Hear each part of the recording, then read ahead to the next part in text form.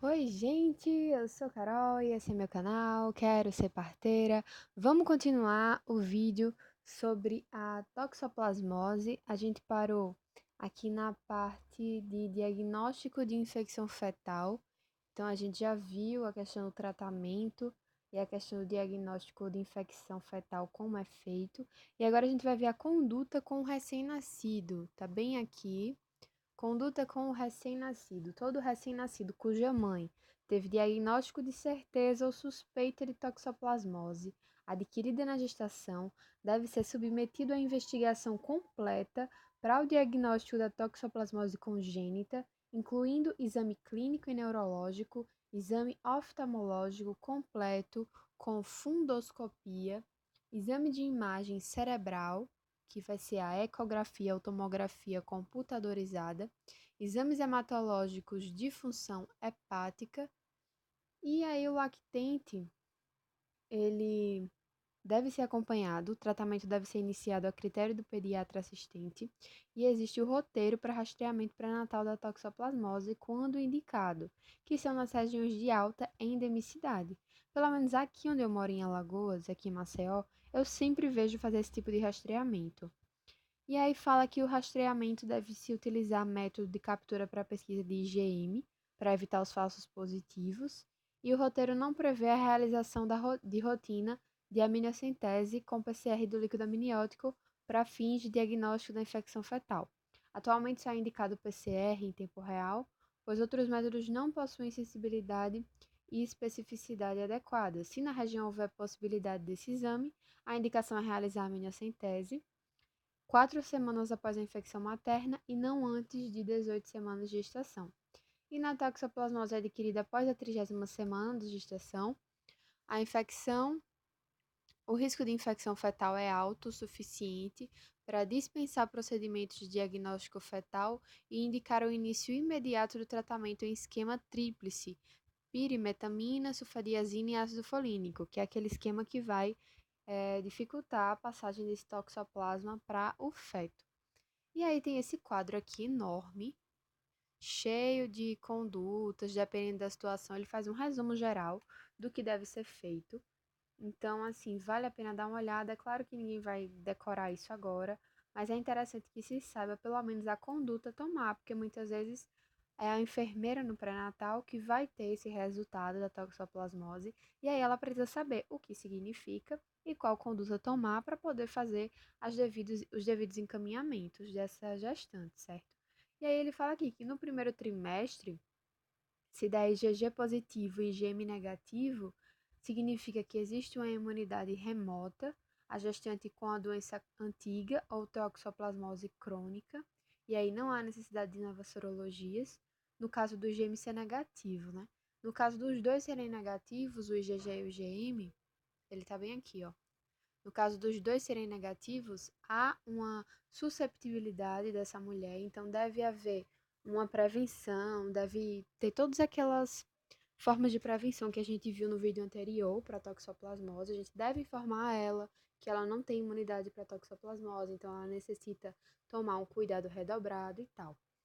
No caso dos dois darem positivos, o IgG e o IgM, há uma possibilidade de infecção durante a gestação, e aí você vai fazer o teste de avidez do IgG na mesma amostra, e aí se a avidez for forte, a infecção foi adquirida antes da gestação. Se for fraca, tem a possibilidade da infecção adquirida na gestação, e aí você vai iniciar espiramicina imediatamente. A gente já viu também no vídeo anterior muita coisa em relação a essa questão da avidez, né? No caso, a gente tá falando de primeiro trimestre. Então, no primeiro trimestre, se a avidez é forte, a infecção foi adquirida antes da gestação, porque essa avidez forte, ela dá uma margem de uma infecção de mais de 3 meses. Então, no caso, até o primeiro trimestre, né, que são os 3 meses, então significa que ela pegou essa infecção antes desses 3 meses. No caso do IgG dar negativo e o IgM dar positivo, a infecção vai ser muito recente, ou também tem casos de IgM falso positivo. E aí você inicia a espiramicina imediatamente, repete a sorologia em 3 semanas, e se o IgG der positivo, você confirma a infecção. Além da conduta, ele traz aqui um quadro em relação à ecografia, que vai ser feita no feto, e ele mostra a frequência que ela vai ser feita, mensal em todos os casos, pelo que eu tô vendo aqui. Aqui nessa parte, ó, conduta, aqui, ecografia, fetal mensal. Em todos ele coloca mensal. Tá assim virado porque está virado na página do manual, certo? Mas quando vocês baixarem o manual, tem a opção para você girar a página. É só clicar com o botão direito, que aí vocês conseguem ler sem precisar virar o rosto, né? E aí ele vai falando a questão da conduta para o bebê, que o segmento em relação ao feto e a mãe, né? Dependendo do que o bebê tenha. E aí ele vem trazendo aqui, vai ficar bem grande se eu vou falar tudo, mas existe toda uma conduta, no caso, após o primeiro trimestre, e também com as amostras subsequentes na gestante, inicialmente com IgG e IgM, certo? Então a gente finaliza a toxoplasmose. Vamos entrar agora em malária, que é uma doença aqui onde eu moro, que eu moro aqui em Alagoas, não é comum, eu nunca vi um caso de um paciente com malária, mas a gente sabe que no norte, né, do país principalmente, ainda existe. Então o manual ele vem trazendo essa questão da malária, e aí é uma doença infecciosa, febril aguda, não contagiosa. Os agentes etiológicos são os protozoários do gênero Plasmodium. É transmitida ao homem pela picada da fêmea infectada de mosquitos do gênero Anopheles, e atualmente reveste de importância epidemiológica pela sua elevada incidência na região amazônica, né? E tem uma potencial gravidade clínica. Essa doença causa consideráveis perdas sociais e econômicas na populações sob risco, principalmente aquelas que vivem em condições precárias de habitação e saneamento. E aí existem 4 espécies que parasitam o homem, sendo que 3 delas são transmitidas no Brasil, que é o Plasmodium falciparum, que é o mais associado à mortalidade, causa cerca de 20% dos casos, o Plasmodium vivax, que produz cerca de 80% dos casos, e o Plasmodium malariae, com menos de 1% dos casos notificados. A quarta espécie, que é o Plasmodium ovale, ocorre apenas em regiões restritas do continente africano. Eu lembro muito de malária por conta de parasitologia. A minha parasitologia da faculdade foi bem pesada. Era do tipo que, antes de começar o semestre, eu já estava começando a estudar, porque era muita coisa para pouco tempo, né? Para um semestre. Foram 2 parasitologias, mas era muita coisa. Então, era muito nome, muita espécie. E também tinha a prova prática, então a gente precisava identificar no microscópio que bicho era aquele, né? Que parasita era aquele. Então era bem difícil e muita coisa do que eu lembro foi porque eu aprendi lá. Então vamos para a transmissão. É transmitida ao indivíduo suscetível por meio da picada da fêmea do mosquito Anopheles, infectado pelo plasmódio, sendo o Anopheles darlingi, eu lembro que eu falava Darling, né? Darlingi, o principal vetor no território nacional. A infecção também é possível por intermédio de sangue contaminado mediante transfusão, pelo uso de seringas compartilhadas e pela transmissão transplacentária e perinatal. E aí as manifestações clínicas, né? Tem um quadro clínico característico de febre, precedido de calafrios e calafrios e acompanhada de cefaleia seguida de sudorese, que é o paroxismo malárico. Evento que dura de 2 a 6 horas, seguido de um período assintomático e que se repete a cada 48 a 72 horas, segundo a espécie causadora. Então, dependendo do tipo do plasmódio, tem aí o tempo de repetição. A malária na gravidez, né, que é o nosso foco aqui, e esse manual de gestação de alto risco. Então, ele vem trazendo que a gestante tem um risco maior de desenvolver as formas complicadas da malária, especialmente a anemia grave da malária, que é quando a hemoglobina está menor que 7 gramas por decilitro. E embora seja comum afirmar que os piores efeitos ocorrem durante a primeira gestação, em áreas de transmissão estável como ocorre no Brasil, a malária grave pode ocorrer em qualquer paridade. Ainda que essa malária grave esteja mais associada à infecção pelo Plasmodium falciparum, ou falciparum, não sei. Os efeitos nocivos sobre a gestação são comuns também em infecção pelo Plasmodium vivax ou vivax, né? E depende de como você queira falar, não tem acento, né? Seria vivax. Entre esses efeitos, existem ameaça à evolução do gestante que pode levar ao aborto ou ao parto prematuro, dependendo da idade gestacional e do momento da infecção. Então, a gente vê que as doenças infecciosas vai muito disso, né? Quando se deu a infecção, e aí, dependendo da época, a gente vai ter as consequências para o bebê. No feto ocorre com maior frequência sofrimento fetal, um problema pouco diagnosticado, além de crescimento intrauterino restrito. Não raramente ocorre a natimortalidade. Deixa eu diminuir aqui para vocês acompanharem melhor. Mas quem quiser acompanhar no manual também é interessante. E aí, no recém-nascido, o baixo peso ao nascer é consequência da diminuição do período gestacional em mulheres com pouca ou nenhuma imunidade, habitantes ou procedentes de área de transmissão mais instável, enquanto que o crescimento intrauterino restrito é predominante em mulheres procedentes de área de maior estabilidade de transmissão. A infecção congênita é pouco suspeitada e, portanto, pouco diagnosticada, mas deveria ser investigada em bebês de gestantes que tiveram malária durante a gravidez ou quando, no dia do parto, é evidenciada a parasitemia no sangue periférico materno, no sangue do cordão ou no sangue placentário. Então, a gente vê aqui, né? O baixo peso ao nascer em mulheres com pouco ou nenhuma imunidade e o crescimento intrauterino restrito em mulheres com áreas de maior estabilidade de transmissão. E aqui ele vem trazendo os acometimentos da malária segundo os critérios da OMS. E aí aqui a malária grave e as coisas que causam, né? Malária cerebral, parasitemia e coma, a anemia, que pode ser grave, a insuficiência renal aguda. Então ele vem trazendo todos os parâmetros, edema pulmonar, hipoglicemia, ele vem trazendo as manifestações e os parâmetros que podem ocorrer, certo? Então, vamos passar aqui para o diagnóstico. A quase totalidade das áreas de transmissão da malária no Brasil estão na Amazônia Legal, que compreende Acre, Amapá, Amazonas, Maranhão, Mato Grosso, Pará, Rondônia, Roraima e Tocantins. E as populações desses estados estão em risco permanente de adquirir infecção em qualquer fase de sua vida.